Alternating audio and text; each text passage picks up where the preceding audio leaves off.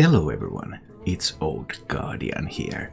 Yesterday I talked about upcoming nerfs to Hearthstone that we got a heads up from Ixar, and last night Blizzard revealed the exact nerfs that are coming next week. So now we have the exact nerfs, we know what's going to happen to the cards, so now we can evaluate, so how is this going to affect the use of these cards? Will they still be playable? Will they be dropped from decks? What's going to happen? And that's what I'm trying to do in this video. So, first of all, there's Altruis the Outcast. The upcoming change to Altruis is that its cost will be up to 4 mana, and it will have 4-2 stats, but the effect is unchanged. So, this will not change the use of Altruis. Altruis will still go into every Demon Hunter deck, it's still going to be really good. There are some minor effects, like it will be harder to combo Altruis with various things. It doesn't cost 0 coming from Skull of Gul'dan anymore. If you play the combo version, it would be more difficult to get this together with Kaelthas. So Altruis is slightly weaker, but Altruis is still very, very strong. Then the Glaive-bound Adept nerf, I was a little bit confused why this card was even getting a nerf, but the nerf is not going to affect this card in any way. It's now a 7-4 and it will be a 6-4 after the nerf. So any deck that you wanted to use Glaive-bound Adept in before, you will still want to use it in the future. It was already cut from some aggressive Demon Hunter lists, some included it, but that one attack will not be a significant change on whether you choose to use the card or not. However, Battle Fiend is seeing quite a significant nerf. Well, it's a 1-drop, so 1-drop, any change to a 1-drop is significant typically. So it's going to be a 1-2 with the same effect. But that means that you have to attack once in order to make it even a 2-2, and only after 2 attacks are you going to start seeing some benefit from its effect. Which means that Battle Fiend is probably weaker than Blazing Battle Mage right now. So many Demon Hunter decks were running a pack of 4 1-drops, the Sigil Runners and Battle Fiends. And I would expect that to change to Sigil Runners and Blazing Battle Mages. The interesting part is about the decks that were running both Battle Mages and Battle Fiends already. Whether there is another 1-drop that they can move into if you're running 6 1-drops in a Demon Hunter, or will all Demon Hunters just cut down to 4 1-drops now? Either way, Battle Fiend is going to see a significant drop in play after this nerf. Then the Kaelthas Sunstrider nerf is in. Cost will be up to 7 mana. Only 1 mana increase to Kaelthas. This means that you can still play it in Spell Druid. Yeah, you're totally fine. You wanted to have 7 mana anyway, because then you have those free spells. So while obviously this delays the Kaelthas turn by 1, it's still strong. You also still want to play this in combo Demon Hunter. You can still do very nice things with the slices and the inner demons. And if you can discount this with Skull of Gul'dan, it's obviously still awesome. If you can't get the discounts with combo Demon Hunter, then some of the synergies will no longer work, because you can't fit in Kain and Kaelthas in the same turn, or Altruis and Kaelthas in the same turn. So that will make life a little bit more difficult, but those were kind of niche scenarios anyway. Because the combo Demon Hunter typically didn't save everything for one final turn. Only in very specific matchups would it do that, and often that still required some good discounts from Skull of Gul'dan, and that can still happen. So Kaelthas still remains perfectly playable. Sacrificial Pact change is, as was predicted, destroy a friendly demon, restore 5 health to a hero. This means that Sacrificial Pact will be dropped from majority of lists that it's in currently. Tzu is not going to be interested in this card anymore. None of the non-Galagrunt Warlock decks will be interested in this card anymore. The only decks that could potentially run this would be Galagrunt Warlocks, because they have the ability to generate tons of 1/1 imps that they can then use to heal. And it was used already before the rotation in the deck, even though there were not that many targets for it.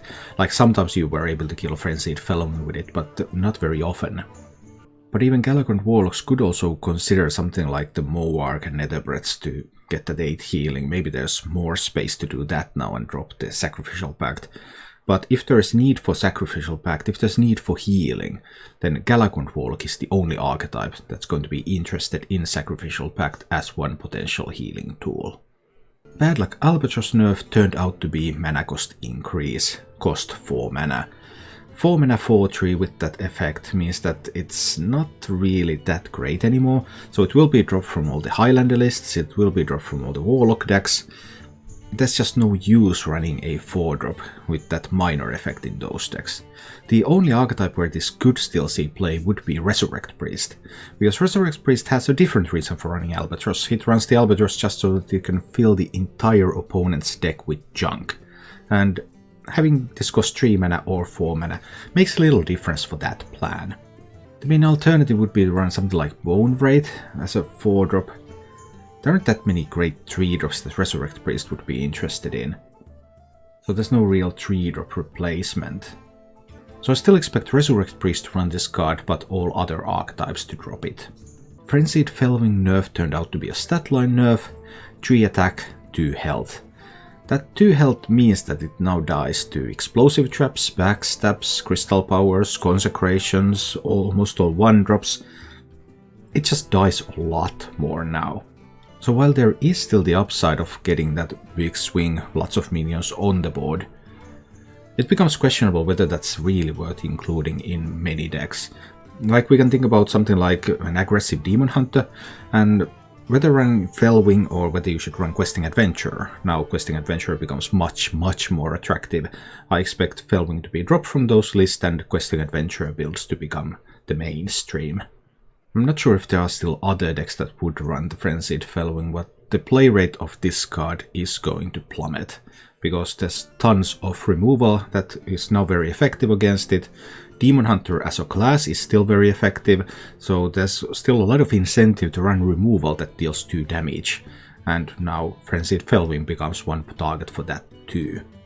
On the wild side, Blood Bloom is going to cost 4 mana, so Mechatoon Warlock. Going for those Dollmaster builds, I'm not that intimately familiar with wild. And Open the Waygate, going to need 8 spells to be cast, so that's going to be slower. And then the one buff, Paladin, Libram of Justice, going to cost just 5 mana. So what this means in practice is that you probably don't run Equality anymore unless you have a reason to run both, because this is almost the cost of Equality, and it's just much better effect because it doesn't affect your own minions. But it's still hard to think about, okay, where are you going to use this, because Paladin doesn't see much play right now. It is obviously now a better card. It's also easier to combine this with something like Wild Pyromancer, so if you build a Libram Paladin that's not completely pure, then this one and Pyromancers becomes a little bit more attractive and usable. But it's still going to be a lot of work to actually create a playable Paladin deck.